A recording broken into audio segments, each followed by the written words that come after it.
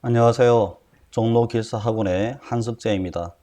먼저 5월 20일 130회 시험에 응시하신 우리 예비 기술사 분들께 먼저 수고하셨다는 말씀 좀 드리고, 어제 날씨가 비교적 좀 더운 날씨임에도 불구하고 열심히 시험에 응하셔서 또 좋은 결과를 기다리고 계실 그런 시간이라고 생각이 됩니다. 이때 사실 마음이 좀 편안하기도 하시지만 또 시험을 얼마나 잘 쳤는지 또 굉장히 좀 궁금해 하시는 시간이기 때문에 제가 또 그 마음을 알아서 제 자료를 받아서 오늘 아침까지 정리를 해서 여러분들께 공개를 해드릴 생각입니다. 그래서 이제 단순히 이제 문제만 어떤 문제였다는 것만 제시하는 것이 아니라 특히 이제 제 129회 출제되었던 문제와 비교를 하면서 어떤 차이가 있는지를 구분하는 것이 좀 도움이 될 것 같아서 제가 준비를 해 보았습니다. 시간이 어느 정도 걸릴지는 모르겠지만 여러분들께 좀 궁금증이 다소 해소될 수 있도록 노력을 해 보겠습니다. 자, 그래서 첫 번째 내용으로 목차를 좀 설명드리면 크게 네 가지 내용을 말씀드리겠습니다. 첫 번째 이제 130회 공정별 출제 빈도를 이야기를 하면서 129회와 어떠한 차이가 있는지 좀 이렇게 말씀을 드리겠습니다. 실제적으로 좀 상당한 좀 차이가 있었기 때문에 출제 경향에 대한 분석에 있어서 앞으로 많은 어떤 생각이 좀 들 것으로 고민됩니다. 그 다음에 이제 130회 난이도별 출제 빈도를 분석하면서 역시 129회 난이도와 함께 비교를 해보도록 하겠습니다. 그리고 세 번째로는 130회 출제 문제를 직접 보면서 개략적인 어떤 주요 포인트에 대해서는 이런 문제들은 이렇게 푸시는 게 좋다라는 쪽으로 좀 설명드리고, 특히 이제 이번 문제는 결론적으로 말씀을 좀 비교적 무난했거나 아니면 좀 쉬웠기 때문에 좀 차별화 전략을 어떻게 가져가는 것이 중요한지 그런 부분들을 제가 좀 설명을 드리겠습니다. 마지막으로 이제 학교 필수 전략이라서 공부를 하심에 있어서 어떻게 공부를 하셔야 되는 것이 좀 이렇게 효과적이고 좀 이렇게 좀 고득점 전략을 받을 수 있을지 그런 부분에서 좀 안내를 해드리고 제가 운영하고 있는 반에 대해서도 간략하게 설명드리도록 하겠습니다. 그 첫 번째로 이제 130회 출제 공정별 빈도 분석 내용입니다. 이번 23년 130회 출제 문제는 지금 이렇게 출제가 됐습니다. 지금 보시면 계약 제도부터 14번 녹색 건축 친환경 인허가까지 나왔는데 전체적인 13개 문제에서 지금 출제가 안 된 문제들이 있습니다.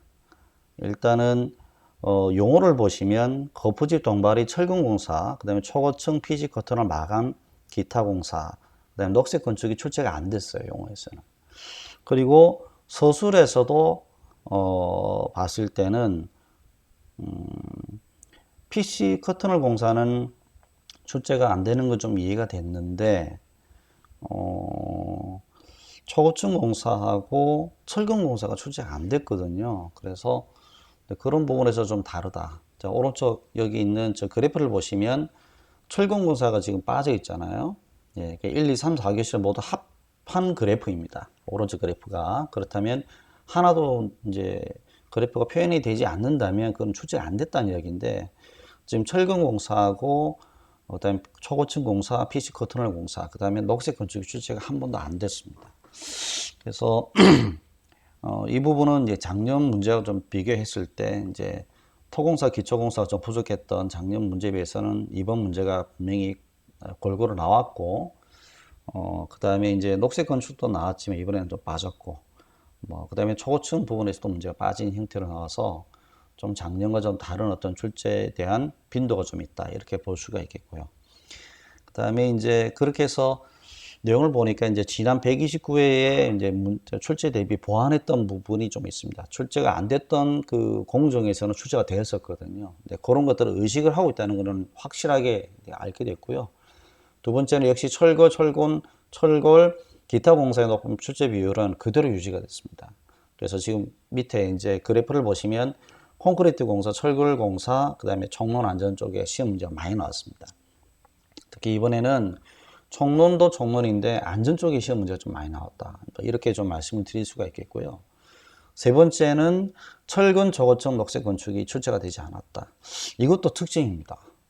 이게 무슨 말씀이냐면 다음에는 출제가 될 것 같습니다. 이쪽이. 그래서 철근 공사, 초고층 공사, 네, 특히 녹색 건축은 출제가 계속해서 빠지기 어려운 그 챕터이기 때문에 이 부분에 대해서는 좀 고려가 앞으로 공부하실 때 고려가 돼야 되고 뭐 그렇게 이번 시험에서는 또 여기에 좀 강하셨던 분들은 좀 많이 좀 아쉬웠다 이렇게 생각할 수도 있겠죠. 네.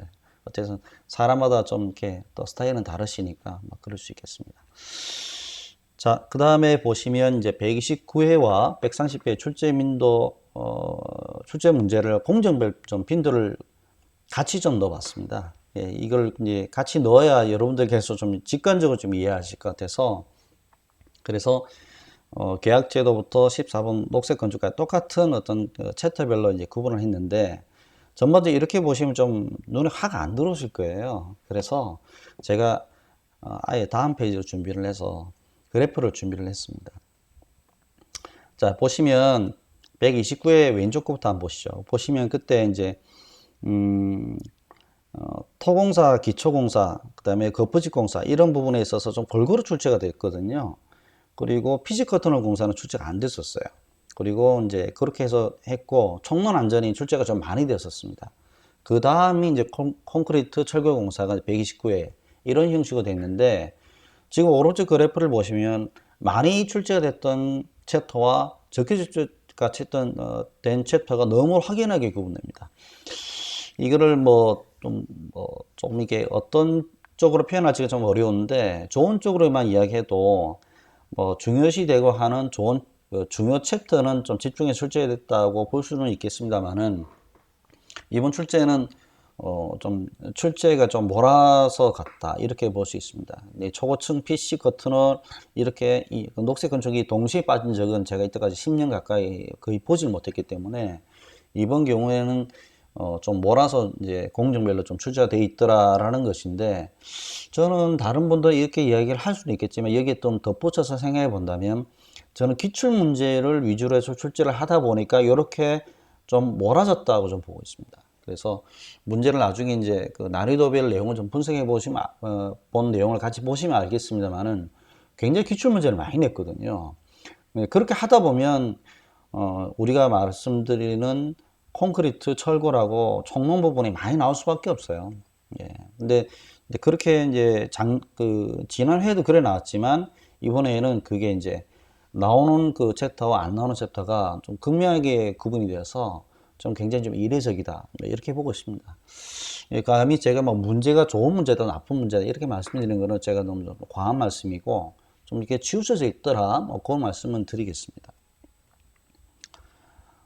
그 다음에 이제 두 번째로 난이도별 출제 빈도 분석을 해보면, 저번 그 129회 분석에서도 이런 말씀을 좀 드렸는데,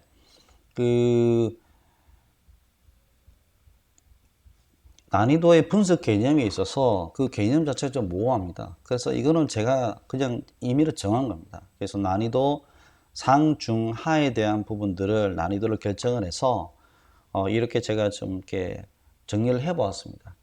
그래서 난이도가 좀 상, 어려운 부분들은 출제가 된 적이 없는 새로운 문제, 이런 문제들은 처음 보시기 때문에 굉장히 좀 풀기가 어렵고, 난이도 중에 해당되는 문제는 어떤 거냐면 출제가 된 적이 없지만 비교적 쉬운 문제입니다. 그러니까 출제가 된 적이 없는 새로운 문제인데 이거 내가 한번 풀어볼 수는 있어 하는 문제들이 좀 중으로 떨어지는 거죠. 그 다음에 이제 난이도 중에 이제 또 다른 문제가 뭐냐면 출제가 됐지만 풀기가 좀 어려운 문제, 그런 문제들이 있습니다. 참고로 이번에 이런 문제가 많았습니다. 그러니까 새로운 문제라고 냈지만 그나마 이제 답을 쓸 수 있는 문제가 좀 많았고요. 그리고 기출 문제 위주로 좀 많이 냈었어요. 이번에는 좀 과도하게 많이 냈다고 좀 보는데 그래도 불구하고 기출 문제 중에 답을 쓰기가 좀 애매모호하고 어려운 문제 있습니다. 그래서 이제 그런 층간소음 문제라든지 그다음에 그에 대한 시공에 대한 어떤 전지국 관리 방안까지 가는 그런 것들은 답이 기출 문제였다 하더라도 막 그냥 쉬운 문제로 볼 수는 없거든요. 근데 그런 부분들은 어떤 좀 그래서 난이도 한 중간급이 되지 않겠는가라는 생각이 있고요. 그리고 난이도 하는 당연하겠습니다만 기출 문제입니다. 그리고 또 기본 유형 문제, 뭐 이런 우리가 흔히 학원에서만 필수 문제를 말하는데, 뭐 우리 저 종로학원에서는 레벨 1 문제, 보통 이렇게 이야기를 하거든요. 여기서 좀 참고로 좀 말씀드리면,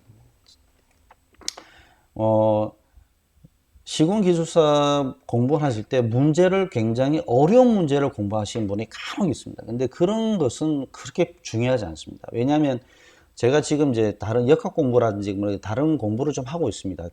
그래서 이제 하고 있는데 그거는 이제 문제를 좀 수학이 많이 들어가기 때문에 어려운 문제를 많이 풀어봐야 그 다음 시험 갔을 때 좀 쉽게 나오면 쉽게 푸는데 기술사는 그런 문제가 아닙니다.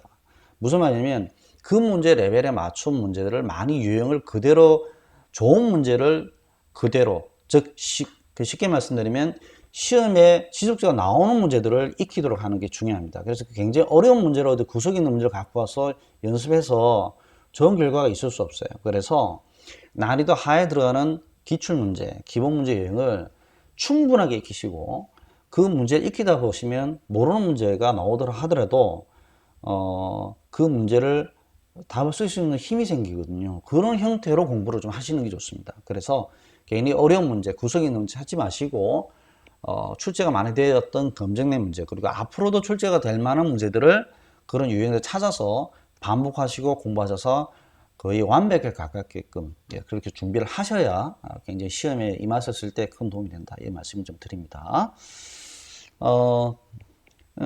그 다음에 이제 130회 난이도별 출제 분석에 있어서 이제 결과론적으로 제가 이제 표를 한번 작성을 해보니까 1교시를 보니까요. 영어 문제죠.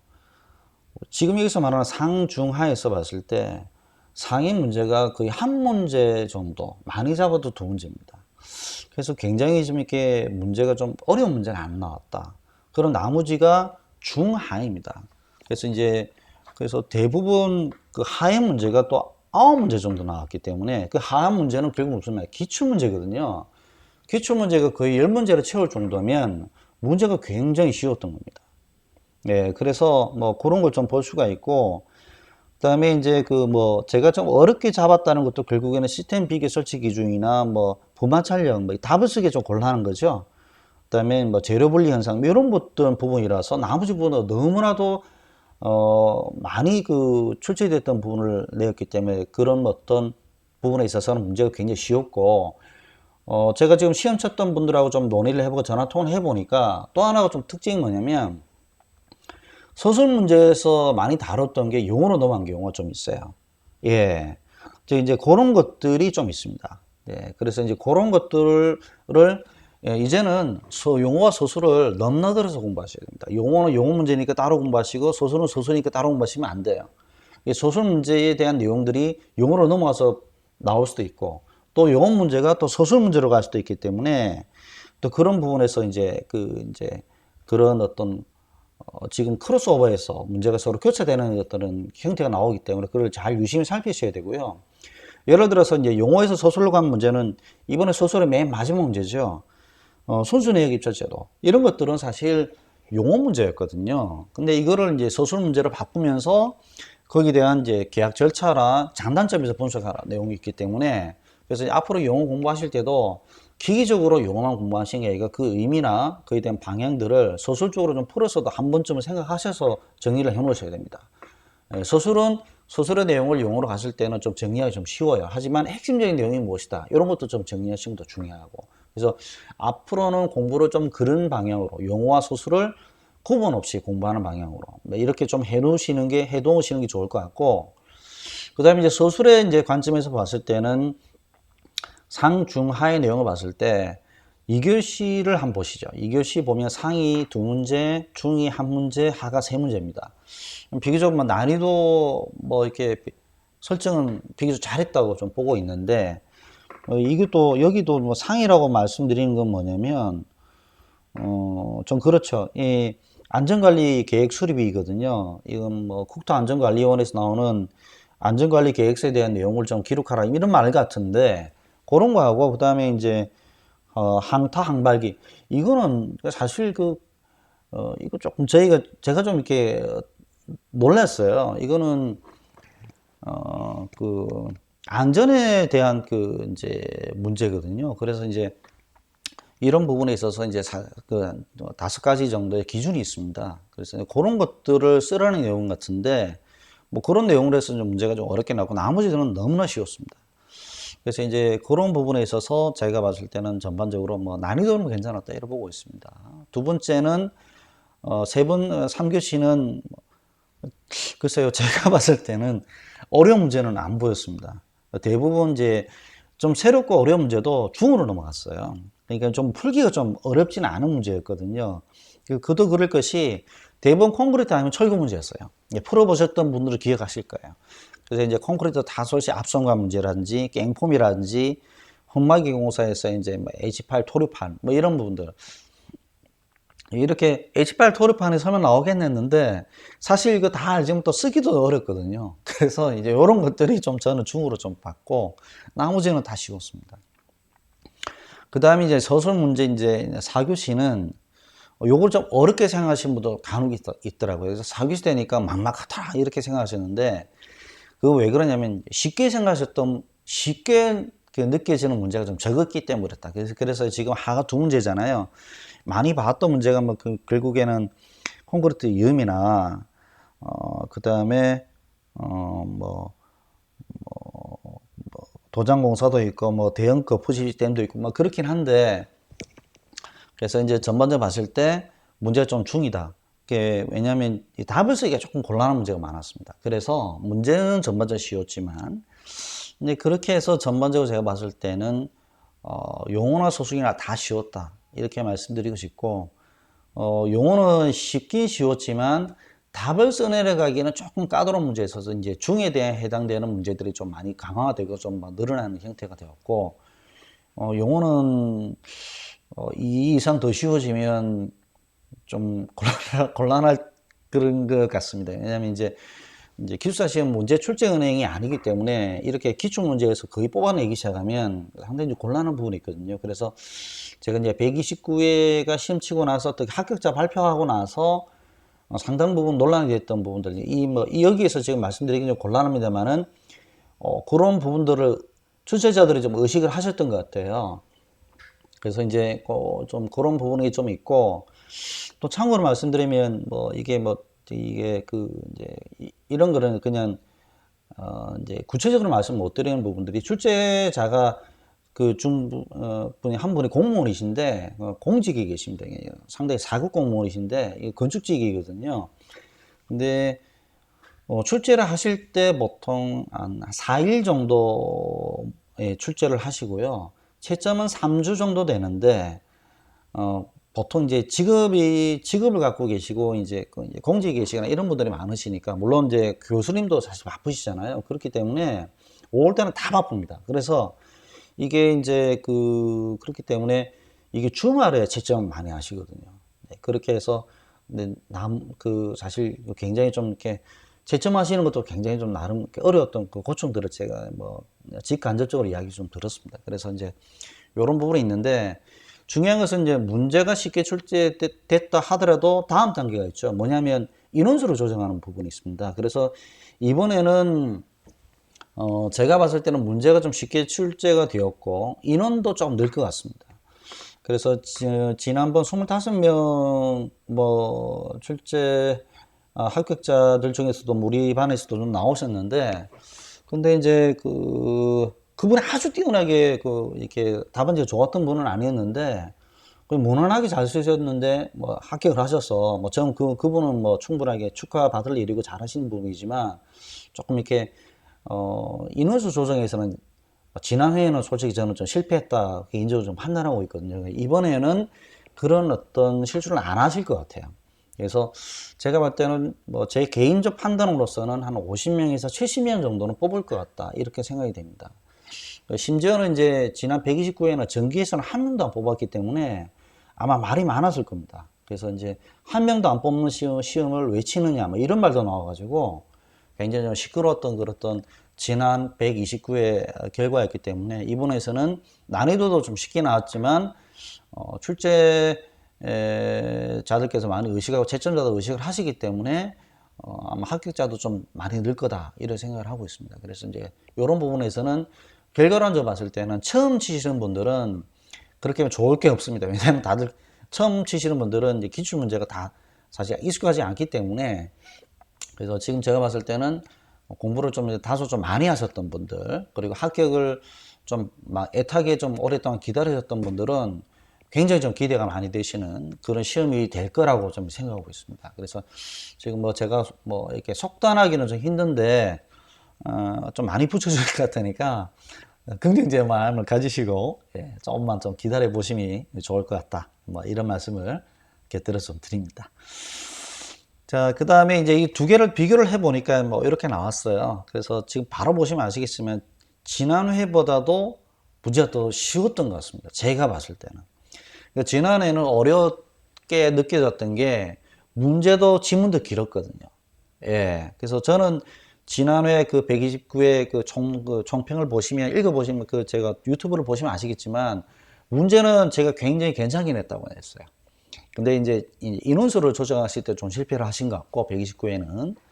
그래서 이제 130회는 여러 가지 뭐 이렇게 뭐 사정이 있어서 그러신지 모르겠습니다만 좀 문제를 좀 이렇게 난이도를 조금 낮추셔가지고 평이하게 내셨다.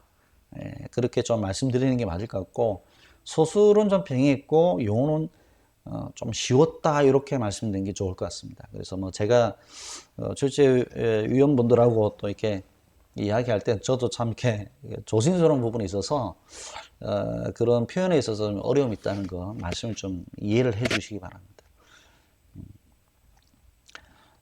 그 다음에 이제 이 비교를 난이도별 비교를 해보면 지금 이제 바로 이 그래프니까 바로 표가 나잖아요. 이게 이제 처음에 이게 엑셀이 익숙치 않아 가지고 했는데, 이게 그 가로가 50이 되는 이제 라인을 한번 보시면 같은 라인이잖아요. 굉장히 극명한 차이가 있습니다. 예, 그래서 지금 제가 봤을 때는 1교시는 그래프상으로 봤을 때도 지난 129회보다 훨씬 많이 쉽게 나왔다. 그게 무슨 말이냐? 하는 제가 기준을 잡았잖아요. 다른 분은 뭐 상중하를 어떻게 잡으시는지는 잘 모르겠습니다만은 저희 기준은 이제 쉬운 문제, 아주 기본 문제인데 그게 이번에는 1교시는 많이 나왔습니다. 그래서 어떤 학원 또는 어떤 반에서도 뭐 굉장히 적중률이 높았다 이런 말씀 하실 것 같아요. 근데 뭐 저는 그거 다 맞을 거라 생각합니다. 그래서 어느 학원이나 어느 그 반에서도 이제 준비를 같이 하셨던 그 교수님이나 같이 공부하셨던 선생님들도 굉장히 기출 문제가 많이 나왔으니까 제 이상은 적중이 된 거는 사실 저도 부정할 수는 없는 것 같고, 단지 이제 제가 봤을 때는 이제 뭐 제가 했을 때는 어떤 게 있냐면 쉬운 문제가 나오더라도 그 쉬운 문제를 실질적으로 이제 학원이나 이제 뭐 어떤 반에서 얼마만큼 구체적으로 공부했느냐. 쉽게 말씀드리면 그 문제를 다뤘다는 게 있어 끝이 나는 게 아니고 예상 문제를 해서 모의고사를 가고 그 모의사를 이제 PT로 띄워가지고 강평을 하고 그 뒤에 업데이트까지 갔느냐가 중요하거든요. 그래서 저는 그게 거의 다 돼 있습니다. 그래서 이번에 만약에 시험이 우리 반에 안 떨어지신 분이 생각 나오시면 굉장히 좀 제가 좀 서운해 할 겁니다. 왜냐하면 그렇게 했는데 안 나온다면 좀 그렇긴 한데, 어쨌든 사람들마다의 또 공부에 대한 그 어떤 역량이 좀 틀리시기 때문에 인정을 해드리고 갑니다만은 이번에는 어쨌든 우리 뭐 전체 시공기술사를 건축시공기술을 공부하시는 수험생 입장에서는 좋은 기회였다 생각합니다. 합격하기에. 예, 이게 문제가 어렵게 나오더라도 많이 합격시킨다. 이것도 사실 좋지는 않거든요. 문제가 어렵게 나오면 앞으로 공부를 굉장히 어렵게 가셔야 되기 때문에 저는 그걸 바람직하지 않게 생각하고, 저는 뭐 제가 솔직히 말씀드리면 문제는 조금 쉽게, 그리고 인원은 적정하게 뽑는 게 저는 제일 좋다고 생각합니다. 많이 뽑아도 안 좋더라고요. 예, 그래서 뭐 여러분들 입장에서 많이 뽑으면 좋겠지만 또 그게 이제 그 시장에 있어서의 가치에 대한 부분이 있기 때문에 그런 부분에서 또 여러분들도 또 나중에 또 합격자가 되시면 그 마음을 이해하실 거 아니에요. 그러니까 적정하게 뽑는 게 좀 중요하고, 인원수는 난이도는 너무 높게 출제하지 않고 좀 평이하게 출제해서 중요한 부분들의 문제들만 조금 몇 개만 어렵게 내는 형식으로 해서 계속 기술자 분들이 공부를 해 나감에 있어서 이제 그렇게 혼돈이 생기지 않도록 하는 게 중요하다. 뭐 저는 개인적으로 그렇게 생각합니다. 그래서 그런 말씀을 좀 드리면서 요 분석을 좀 그냥 요렇게 그냥 가름하도록 하겠습니다. 요거는 제가 몇 번씩 보내드리는 건데 굉장히 중요한 부분입니다. 이거는 뭐 제가 생각이 나서 막 쓴 게 아니고 이거를 쓰는데 한 10년 걸렸다 생각하시면 됩니다. 그래서 출제 유형별 답안 전략은 첫 번째는 기출문제는 출제에 대한 사례가 많기 때문에 기출문제는 반드시 준비해서 시험 응시해야 됩니다. 이번 사례가 그렇잖아요. 그리고 가능한 기본 중요한 문제는 나반의 답안지를 작성해서 암기 필요하다. 무슨 말입니까? 예, 차별화가 있어야 됩니다. 아까 우리 제목상 뭐 유튜브에는 그런 걸 좀 써줘야 돼서 내가 썼는데 사실 좀 그렇습니다. 왜냐면 이게 차별화가 없으면 고득점 받기 좀 힘들 거예요. 그래서 그런 부분에서 기출문제를 놓치면 상당히 좀 뼈아플 거다. 그리고 기출문제를 쓰시더라도 다른 문 차별화 써야 된다. 여기까지. 그 다음에 하나가 더 있습니다. 뭐냐면 지금 대부분의 문제들을 다 쓰셨을 거라고 보기 때문에 답안 쓰는 양이 좀 작으시면 굉장히 위험할 겁니다.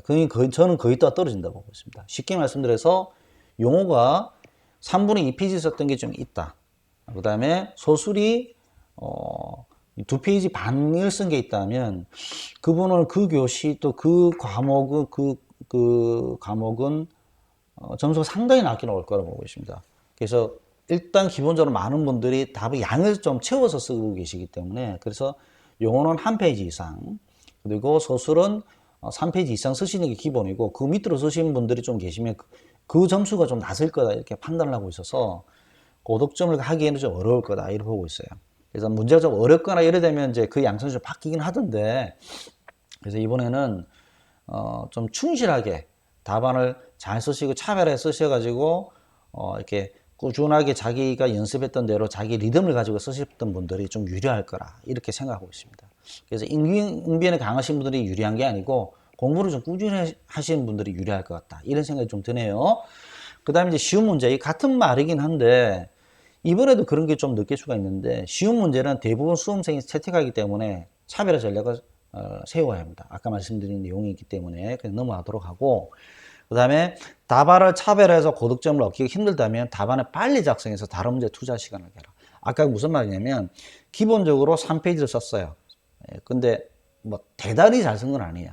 근데 거기에서 붙잡아서 이거를 3페이지 쓰는데 25번을 꽉 채워 썼다든지 뭐 또 넘겨 썼다든지 이렇게 돼버리면 다음 문제가 또 쉬운 문제가 있잖아요. 이번에 쉬운 문제가 많았기 때문에 그러면 다른 분들이 그 문제에서 좀 잘 쓰고 계실 때 자기는 일단 문제를 많이 못 쓰고 있습니다. 예. 그리고 이제 여러분들이 이제 제가 수업 시간에 좀 강조를 하는 게 뭐냐면 고득점 전략은 별게 아니에요. 많이 쓰는 것도 중요하지만 채점이 되는 항목들을 많이 부각을 시키고 그걸 늘려 쓰는 게 중요합니다. 그래서 우리가 보면 엑스트라 1, 엑스트라 2 이렇게 그 서론, 본론, 결론 중에 그 본론의 전에는 엑스트라 1, 그 다음에 후에는 엑스트라 2가 있잖아요. 굳이 말씀드리면 답안을 쓸 내용이 많으면 엑스트라 2를 빼셔야 됩니다.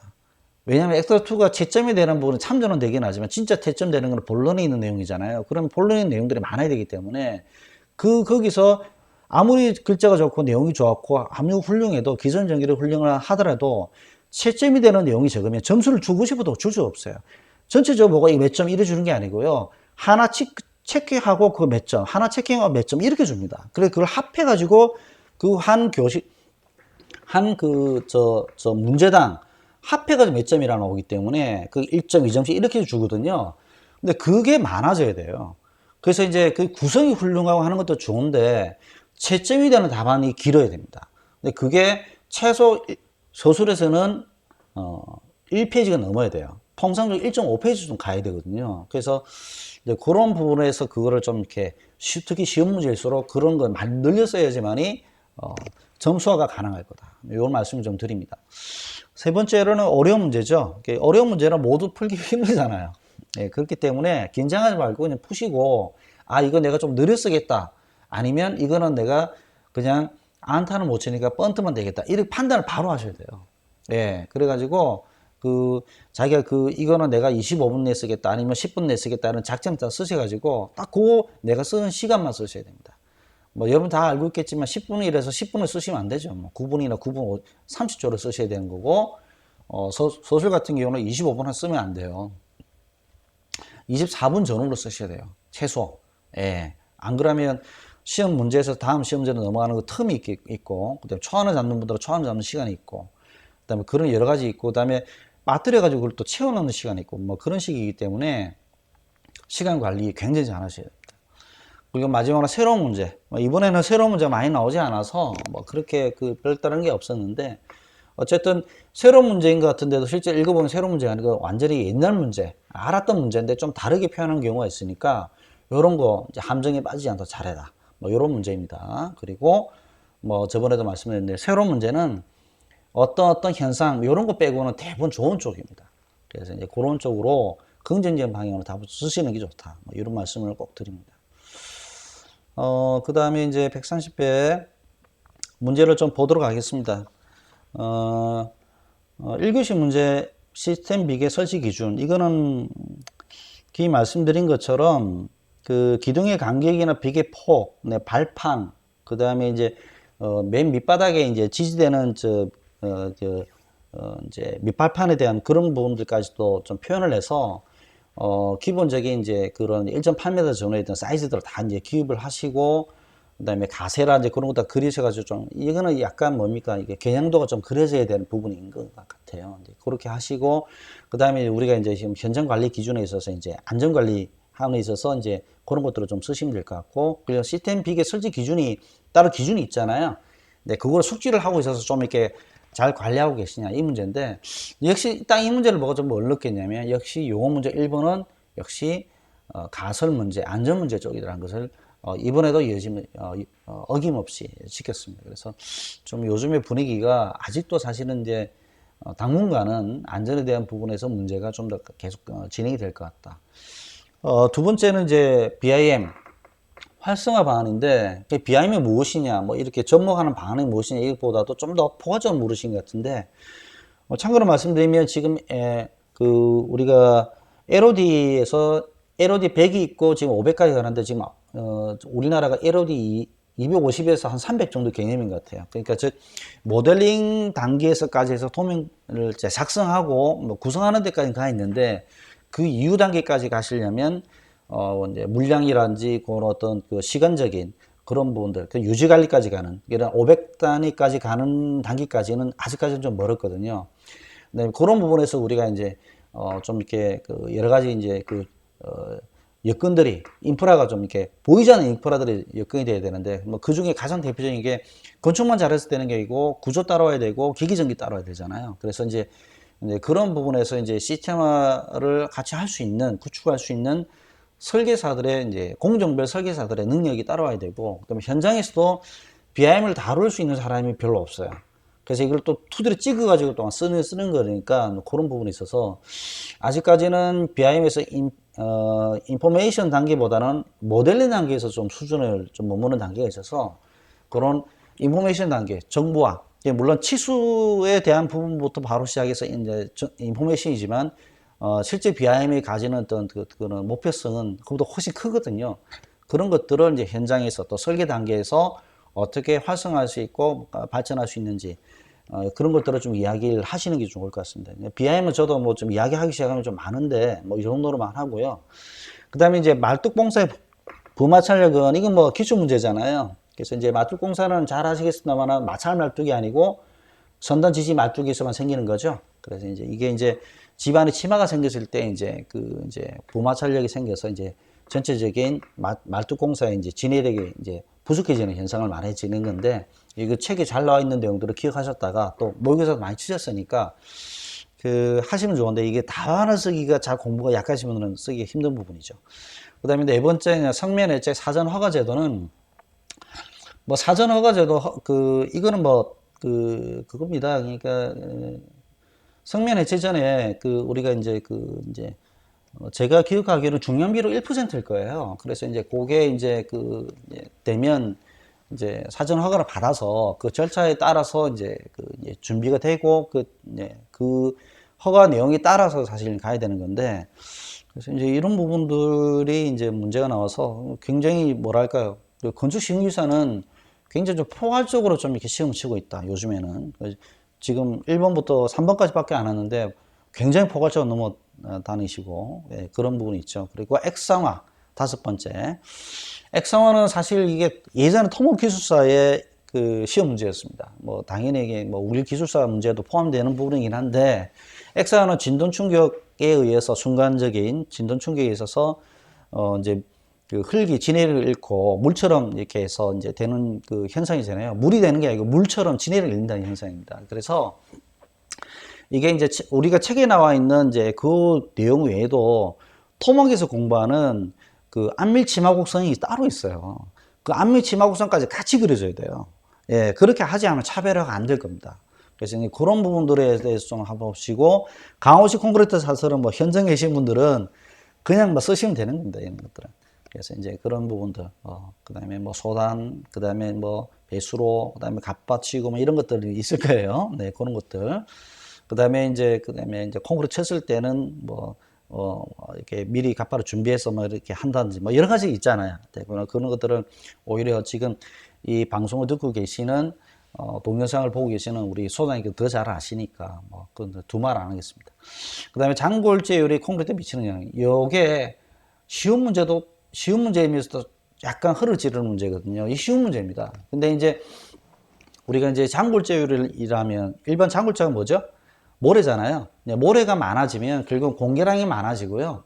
그러다 보면 시멘트 양도 좀 많아지게 돼 있어요. 그러면 장골재를 줄이려면 뭘 줄여야 되느냐? 사실 굵은 골재를 늘려야 되고, 굵은 골재의 강도가 결국은 전체 콘크리트 강도를 차지하게 되죠. 콘크리트 전체 비율 중에 중량비로 따질 때는 그러니까 전체 비율로 따질 때는 45%가 굵은 골재, 그 다음에 장골재가 35%거든요. 그 75%가, 30%거든요. 그러니까 45%, 30%면 75%가 골재란 말이에요. 그런데 그 중에서도 국무골재는 강도라든지 이런 걸 많이 하지만, 장골재율은 워커빌리티, 장골재율이 적으면 또 워커빌리티가 나빠지고요. 또 많으면 공기량이 많아지니까 콘크리트 강도 좀 약해집니다. 뭐 이런 것들이 좀 이렇게 내용이 있어요. 이런 것도 좀 쓰시면 되고, 철거공사 엔드탭은 뭐 늘 제가 시험 나온다 했잖아요. 이번에도 나올 거라고 했어요, 제가. 그래서 이거는 뭐, 그러니까 용접할 때 그 비드가 이제 그 끝까지 갈 수 있도록 똑같은 재료, 똑같은 두께, 뭐 그렇게 돼 가지고 할 수 있도록 한다. 그다음에 설계 경제성 V의 원칙과 수행 시기 및 효과. 원칙, 수행 시기, 효과 이 세 개나 물었어요. 기획에서 굉장히 요런 거는 사실은 저는 이거는 서술 문제로 가야 된다고 생각하는데 좀 이쪽으로 넘어왔어요. 그래서 보면 수행 시기 및 효과는 우리 일반적 책에 있지 않고 대한건축학회에서 나온 건설기술 지침에 있습니다. 그래서 이제 제가 이제 정규반에서도 총론 강의할 때, 이제 제가 그래프를 이제 희비의 쌍곡선을 그리면서 그걸 이제 1차, 2차 이제 V에 대한 이야기를 하면서 써드리는데 아마 그걸 그리셔야 될 거예요. 그거 하시면서 이제 효과에 대한 내용들을 좀 이렇게 구술을 하시고 하는 건데, 거기에 빠지면 이게 용어 문제이기 때문에 점수가 얻기 힘들 거고, 10번 기술형 입찰제도. 이건 뭐 기술형 입찰제도는 뭐 기술 제한 입찰제도 제도라든지, 그 다음에 최고가치 낙찰제도, 뭐 그런 것들, 그 다음에 기술개발 보상제도, 뭐 이런 것들이 있잖아요. 그래서 이것도 사실은 몇 개 안 되는 계약제도의 서술 문제였습니다. 그래서 서술 문제로서 크게 두 가지가 있었어요. 계약제도에서. 하나는 기술형 입찰제도, 두 번째는 뭐냐면 내역 입찰제도의 종류, 특징이었거든요. 이번에는 그 두 개 문제가 나왔어요. 그래서 이제 그런 부분에서 계약제도에서 문제가 뭐 이렇게 용어와 서술에서 나왔고요. 그다음에 굳지 않는 콘크리트의 재료 분리 현상, 요거 책에 있는 겁니다.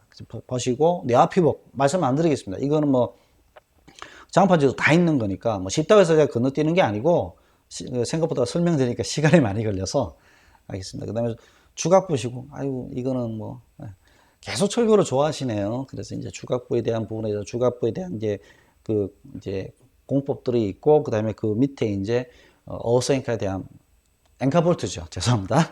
앵카볼트에 대한 유의사항 5개, 6개가 있습니다. 그런 것들 좀 그리셔야 되는데, 이런 것들 문제를 봤을 때는 전반적으로 10개를 골라내는 것은 그렇게 어렵지 않았을 거다. 이런 생각됩니다. 용어에서 제가 좀 필요해서 설명 많이 드려서 소술은 빨리 넘어가겠습니다. 자, 이제 소술, 이제 2교시. 안전관리 계획은, 이거는 뭐, 국토안전관리원의 그 안전관리 계획서에 대한 내용입니다. 그래서 기준 및 절차에 대한 내용을 설명하시고 이렇게 돼서, 제가 봤을 때는 이번에 1교시 1번 문제, 2교시 1번 문제를 낸 거 봤을 때는 이 안전 쪽에 상당히 조회가 깊으시거나 연관이 깊으신 출제위원이 계신 것 같아요. 두 번째, 콘크리트 균열 발생 원인과 대책, 데크플레이트 장부에서, 네, 요런 거. 그 다음에 세 번째, 바닥 충격음. 근데 이거는, 지금 줄이 벌써 세 줄이잖아요. 그래서 이제 봤을 때, 이번에, 바닥 충격음 그 차단 성능 등급과 소음 저감 방안에 대한 기준이 제가 알기로는 올해 초에 바뀐 걸로 알아요. 2월달인가 3월달 바뀌었을 거예요. 그래서 이제 백머신 쓰는 방법도 좀 바뀌어가지고, 뭐 그런 것도 좀 바뀌었는데, 그런 것도 있고, 그 다음에 완충제를 해서 이제 공동주택이니까 그런 5가지 기준이 있죠. 아시죠? 그 중에서 보통 이제 다하 기준을 많이 선택하면, 나나 다하 기준을 선택하시던데, 그런 것들. 그 다음에 경량기포 콘크리트에서 이제, 바닥 미장. 이거 좀 문제를 너무 많이 섞어놔가지고, 이거 답을 쓰실 때는 3페이지로 써도 모자랄 거라는 생각이 들었어요. 그래서 이제 이 부분에 대해서는 저는, 야, 이거 어떻게 요약해 쓰느냐. 아니면, 이 문제를 쓰겠다면 다른 문제를 빨리빨리 쓰시고 이 문제를 4페이지 가야 됩니다. 그러니까 다른 문제를 20분 정도, 22분 정도에 쓰셔야 되는 거죠. 이거를 3페이지에 잘 쓰시려면. 이런 부분에 좀 애로사항이 있고, 그 다음에 4번은 이 문제 또 보고 내가 좀 약간 미소를 지었는 게, 우리 지난 회에 129회 제가 이제 시험 이제 결과에 대한 어떤 그 내용을 제가 설명드렸을 때, 제가 이제 이거 129에 나올 거라 했는데 안 나왔거든요. 그래서 130에 나오더라고. 그래갖고, 야, 어차피 나올 거 나오는구나. 제가 이건 왜 알았느냐? 간단히 말씀드리겠습니다. 중요하게 나오는 문제군이 있어요. 그 군에서 일정한 주기를 갖고 있습니다. 예, 그거는 출제자도 의식을 못 하시고요. 그런 사람 인력 관리 군단에서도 잘 모르실 거예요. 그래서 이제 그런 부분이 있어서 제가 전체적으로 다 이렇게 훑고 읽지는 그런 건 못하는데 몇 개가 보였어요. 그래서 이런 것들은 좀 눈에 띄게 해서 이번에 우리 반에서는 아마 준비했습니다. 왜냐하면 시험 측에 한 주 전에 준비했거든. 그래서 좀 도움이 되실 거라 생각하고 5번 문제는 항타 항발기 문제는 이게 안전 쪽에 기사 문제로 내 기억하는데, 예. 그랬을 거래요. 예. 그래서 이제 이게 우리는 기술사이기 때문에 항탁이나 이런 종류란지 관리 방안을 묻잖아요. 이거는 조립 배치시니까 와이어란지, 그 다음에 그 부속 철물에 대한 관리 기준들이 있어요. 그래서 그게 한 4개인가 5개 되는데, 내 기억으로는 그런 걸 이야기하는 기사 수준의 문제예요. 근데 이거를 기술사까지 땡겼다는 거는 제가 좀 놀랐습니다. 예. 그래서 이제 그런 부분에서 이제 이런 것도 좀 놀랄 일이고, 6번은 동발의 안전성 검토는, 거푸집 동발의 안전성 검토는 사실 뭐 너무나도, 뭐 유명한 문제인데, 아마 이 문제가 나오면 다음 문제는 이번에 사고가 좀 났지 않습니까? 근데 그런 부분에 관련된 문제가 131회 나올 것 같아요. 예. 그럼 그거는 제가 뭐 팁으로 말씀드립니다. 자, 그 다음에 이제 3교시, 압송각 막힘. 이거 여름철 초입에 5월달 문제거든요. 예, 여러분 모르셨죠? 예, 5월달, 8월달 나와요. 이 문제가. 그래서 이번에 예상 문제를 제가 넣어놨고, 그다음에 균열 보수공법의 종류. 이거는 대한민국 건축시공기술사의 대표 문제입니다. 예. 그래서 이제 그게 있고, 갱폼 작업 시 안전사고. 뭐 이거 거의 공동주택 하시는 분들은 뭐 많이 계시니까 이거 하셔야 되는 부분이고, 공부하셔야 되는 부분이고, 철거공사하면 방청 빠지지 않는다고 했잖아요. 예, 이번에 또 나왔죠. 예, 그렇습니다. 요거는 5번 문제를 보고 조금 놀랐는데, 이런 문제도 나오는 건데, 약간 신선한 충격을 받았습니다. 우리가 보통 쉽다고 생각하는 문제들에 대한 부분에 기본적인 부분들을 물으니까 좀 저는 개인적으로 신선했습니다. 그래서 이런 문제가 나왔고요. 공동주택 욕실 백채, 공동주택, 이번에 욕실, 그 다음에 마감, 이거 내가 이야기 몇 개를 단어를 던졌어요. 이 조합해 보면 나오는 내용이에요. 그래서 이제 그래서 이제 나왔다 싶으니까, 그래서 이런 걸 보고 이제, 시험 치셨던 분들이, 굉장히 좀 이렇게, 고마워하시더라고요. 예, 뭐, 어쨌든 그렇습니다.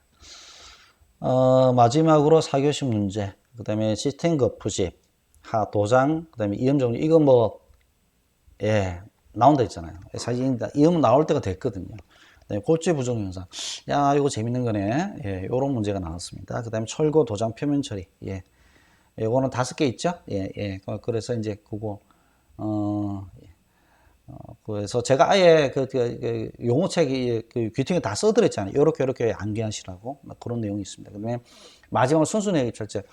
이게 저는 수업하면서 너무 좀 깊게 들어간다 이런 생각이 있었어요. 왜냐면 이게, 순수 내역 입찰제에서 그냥 내역 입찰제에 보면 이제 물량 내역 입찰제하고 순수 내역 입찰제 이게 있는데 이거 말고도 물량 내역 소정 입찰제까지 내가 그까지 설명했거든.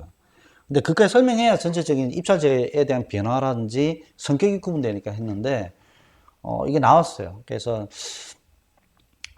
저는 좀 개인적으로 좀 반갑기도 했지만 그래서 뭐 전반적으로 봤을 때 문제가 그렇게 어렵지는 않았다. 뭐 이렇게 판단되고 있습니다. 그래서 아마 4교시는 조금 이게 마감 쪽이란지 뭐 이쪽에 조금 이게 생소하게 느껴지는 부분이 있으신 분들한테는 좀 어려울지도 있는데 그다지 뭐 전체적으로 난이도가 높지는 않았다 이런 말씀드립니다. 제가 6월 4일 날 개강을 하는데 뭐 저는 뭐 이런 사람입니다. 예.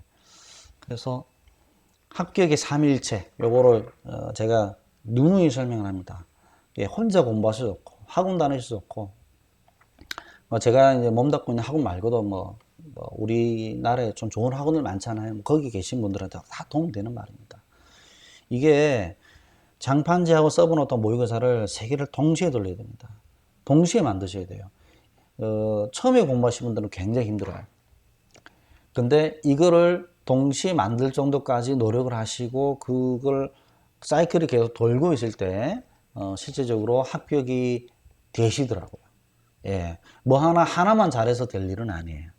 특히 이번 시험처럼 영어와 소설이 좀 넘나드는 어떤 그런 케이스가 되면 장판지 서브노트를 왔다 갔다 하시고 그다음에 모의고사 치시면서 계속 장판지와 서브노트를 계속 보강해야 됩니다.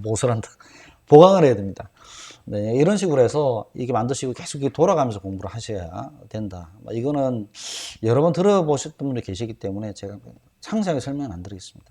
그래서 자기 장판지 정리미 작성을 하시고 서브노트 정리하시라. 그러니까 제가 강의를 하는 내용이 많아요. 근데 그게 자랑이 아니고요. 그보다 훨씬 더 많이 정리를 하셔야 됩니다. 그래서 기존에 있는 자기가 갖고 있는 체계 또는 뭐 어떤 뭐 장판질 암기법이란 책 뭐 이렇게 보셔가지고 뒤에 이제 어떤 큰 흐름을 잡으시면 거기에 강의를 넣고 정리를 하는 순간 자기 정리가 되거든요. 그거를 갖고 있어야 돼요. 그런 어떤 각 공정별에 대한 체계를 안 갖고 있으면 문제가 어디서 나올지 모르니까 그 주소지를 못 찾아서 답을 못 쓴단 말이에요. 그런 일이 없도록 장판지 공부하자는 뜻이고 서브노트는 반복입니다. 반복으로 해서 만드는 거예요. 그래서 이제 근데도 불구하고 출제 경향이 높은 것부터 공부하셔야지 우리 단어장 보면 출제 경향 높은 단어장 그런 거 있었잖아요. 그렇듯이 어느 정도 한 번, 두 번 사이클은 처음부터 끝까지 가지만 그 뒤로부터는 출제 경향 높은 것부터 공부하셔야 됩니다. 예, 용어 같은 경우 특히 그렇습니다. 그리고 세 번째는 모의고사 연습. 이거 좀 굉장히 깰라시면 많은데 항상 모의고사 연습을 달고 다니셔야 돼요. 힘들더라도.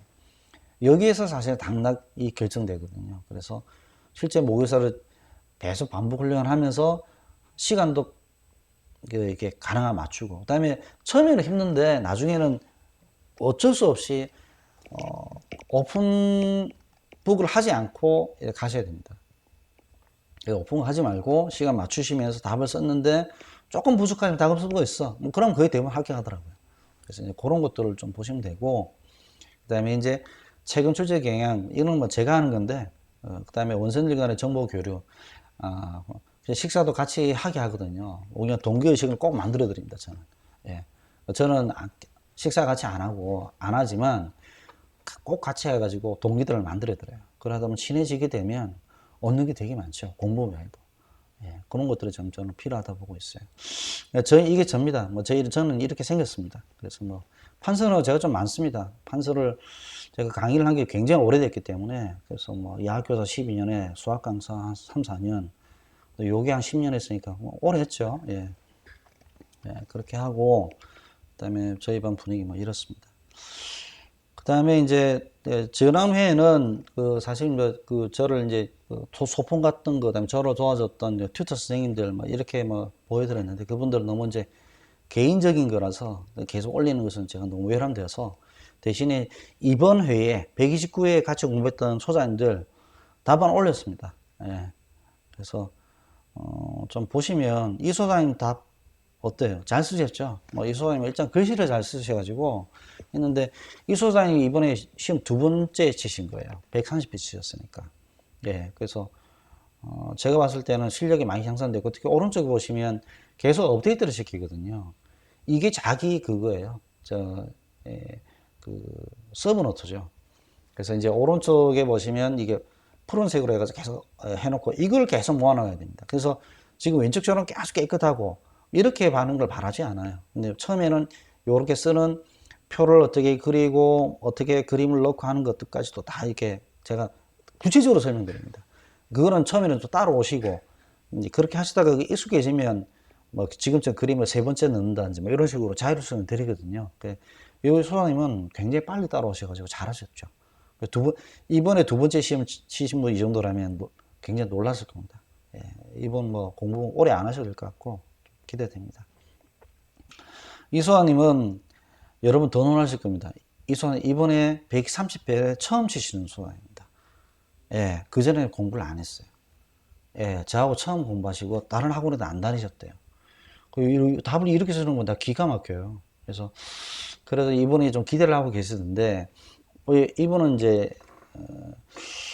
제가 이렇게 이야기했어요. 아마 처음에 합격하신 분은 제 10년 통틀어는 거의 없었다. 그렇기 때문에 마음을 비우시고 하시되 최선을 다해서 자기가 시험장에서 뭘 느꼈는지, 어떤 심정이 돼서 뭐가 생각이 안 나서 답을 못 썼던지를 기억하시면 그 다음 회나 그 다음 회는 굉장히 좋은 성과가 있을 거다. 네, 그렇게 말씀드렸는데, 그래서 시험 치고 나서 전화 왔길래 제가 통화를 했습니다만은 참 훌륭하신 분 같고 좀 공직에 계셔가지고 앞으로도 많은 일을 하실 것 같습니다.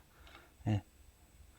그 다음에 이 소장님은 이번에 내가 이제 결로 나올 거라 했는데 이 전주에 했거든요. 그래서 시험 전전주에 했나? 했는데 답을 잃었었어요. 그래서 생각보다는 좀 답을 많이 못 썼어. 근데 이분은 워낙 그림을 좀 잘 그려요. 그래서 했는데, 이 소장님도 이번에는 세 번째 치시는 소장님인데, 예, 이분은 제가 올려드렸다기보다는 원래부터 잘했습니다. 예, 원래부터 잘했고, 굉장히 답은 잘 쓰셔서, 곧 좋은 소식이 있을 거라 기대하고 있고, 또 앞으로도 또 활동의 범위가 넓게 가셔서 굉장히 좀 잘하실 것 같아 기대가 되는 그런 분입니다.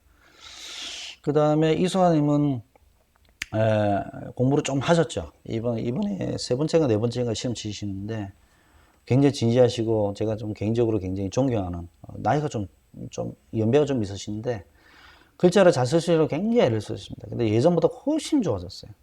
그래서 이제 물론 글자가 좋다고 해서 합격에 절대적인 건 아니지만 글자가 나쁘면 곤란하거든요. 가독이 안 되면 일단은 4교시 때 완전히 절단납니다. 4교시 때는 글자가 아닐 거기 때문에. 근데 요 정도 범위를 계속 쓰셨다면 이번에 상당한 기대가 될 거라고 합니다. 그래서 이제 많이 다듬어 지셨고 많이 정리가 된 어떤 답의 형태를 갖고 계셔서 제가 기대를 하고 있으니까 하실 때 지금 이 색깔이 좀 다르잖아요. 이거는 빠졌던 거를 계속 나중에 업데이트를 한 거예요. 이런 식으로 답안을 보완하고 이걸 그냥 들고 외워야 돼요. 네. 지금 보시면 영접에 대한 대책에 오른쪽 보면 TMC 강제 도입에다가 그림까지 그려놨잖아요. 0.85 탄소 당량.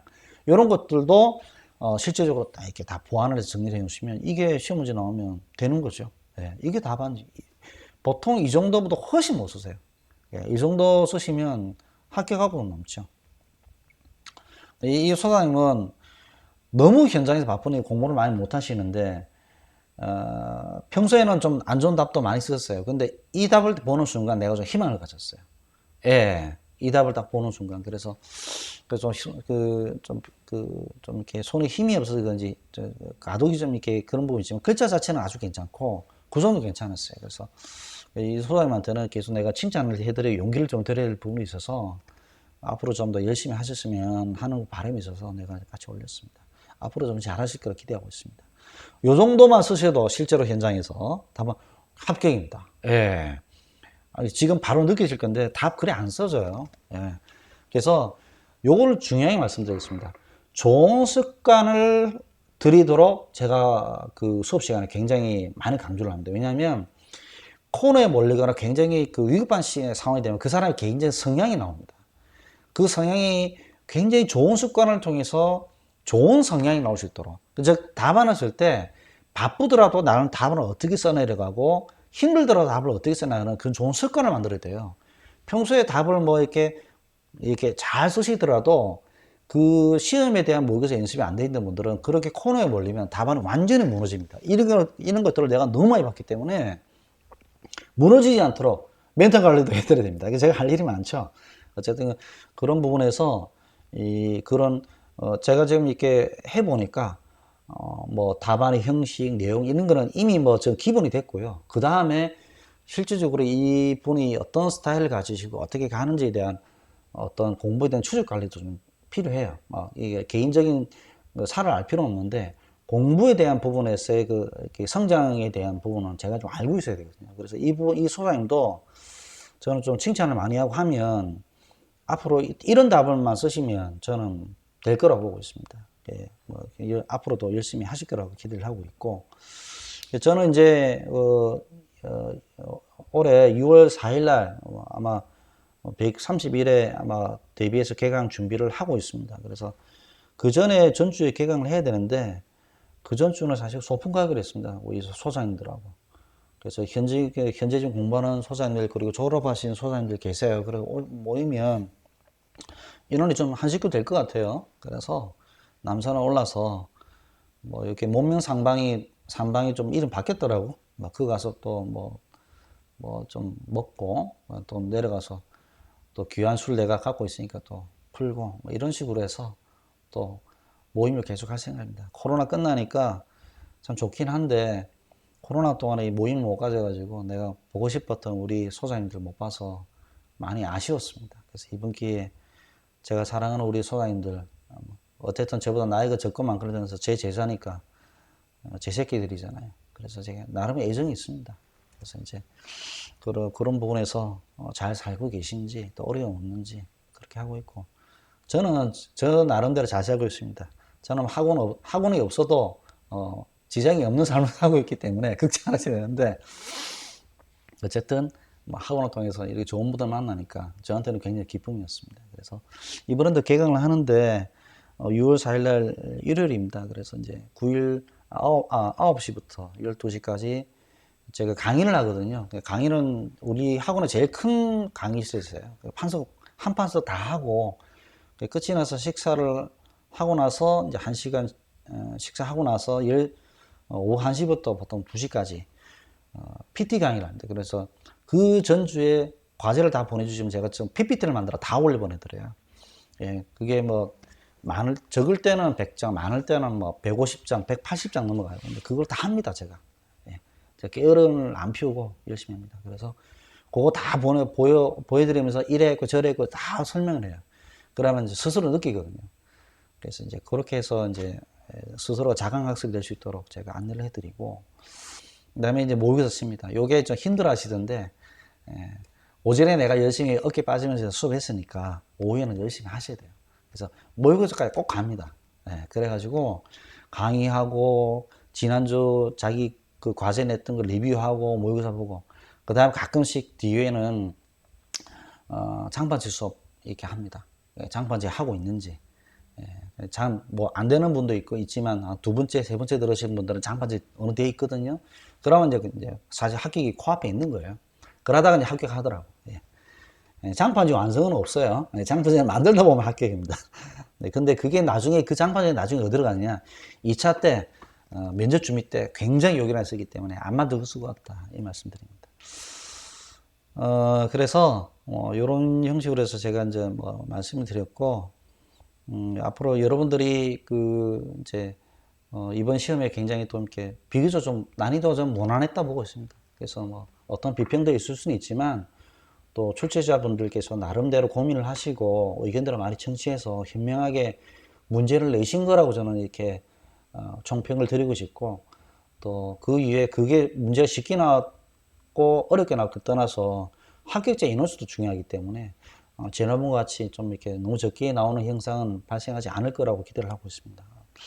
그래서 저는 또 종로 또 김우시 원장님 또 하고 또 막약한 관계고 동문 관계고, 그다음에 권준동 그 부원장님하고는 뭐 개인적으로 또 잘 알고 있는 인연으로, 또 사실 종로 기술사 학원에서 오랫동안 하다 보니까 벌써 10년을 채워진 것 같습니다. 그 중에 한 1년은 제가 1년을 쉬었는데, 그래서 여러분들하고 계속 이제 공부하면서 뭐 이렇게 또 같은 건설인으로서 또 이렇게 성장해 나가는 그런 모습들을 서로 보면서 또 챙겼으면 하는 그 바람으로 하고 있습니다.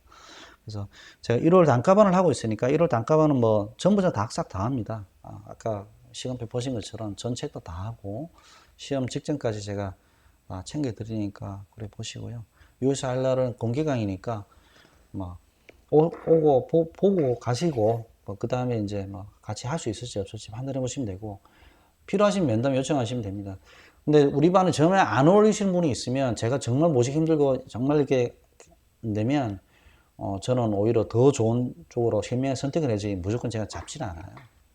그래서 아까 그 사례 보신 것처럼 처음 공부하신 분들 바로 이제 실력이 이제 점핑이 되잖아요. 그런 것처럼 처음 하시는 분들, 그 다음에 뭐 좀 공부하실 때 방향을 좀 잃으신 분들, 뭐 누구하고 상관없이 저하고 공부하시면 많이 좀 될 거라 생각하니까 또 많은 분들도 같이 오시기 바라고, 뭐 저는 뭐 이게 뭐 그런 내용을 떠나서 좀 이렇게 규모의 경제를 만들어서 좀 되는 집안 분위기, 으쌰으쌰하는 집안 분위기를 좀 만들기 원합니다. 그래서 종로학원에 지금 본 학원이 좀 있고 있는데, 그 김진혁 대리가 근무한 지가 벌써 한 7, 8년 됐네요. 오래됐죠? 예, 한 7년 된 것 같네요. 예, 김진혁 대리를 찾으시면 될 거라 보니까 뭐 그렇게 이야기를 해 놓겠습니다. 그래서 연락해 놓으시면 되고, 그 다음에 어쨌든 6월 4일 날 종로 학원 오전 9시 제일 큰 강의실 1강의실에 하니까 거기서 한번은 참가 수업 하시면서 앞으로 공부를 어떻게 할지 대한 부분을 설명드리고, 또 이 자리에서 말씀 못 드렸던 이번 시험에 대한 리뷰들을 좀 해드리겠습니다. 네, 그렇게 해서 이번에 좀 이렇게 130회 뭐 제가 부족하지만 총평이라고 해드렸는데 좀 늘 부족합니다. 예, 하지만 어쨌든 좀 빠른 시간에 하다 보니까 요 정도밖에 못 해드렸는데, 그래서 저는 그냥 개인의 감이 아니고 데이터 분석을 통해서 구체적으로 보여드리기 때문에 좀 더 신뢰성이 있다고 생각하고, 저는 그렇게 해서 또 앞으로 또 많은 분들하고 같이 공부할 생각입니다. 좀 생각보다 시간이 좀 지났는데 지금까지 말씀 들어주셨던 많은 분들께 감사드립니다. 고맙습니다.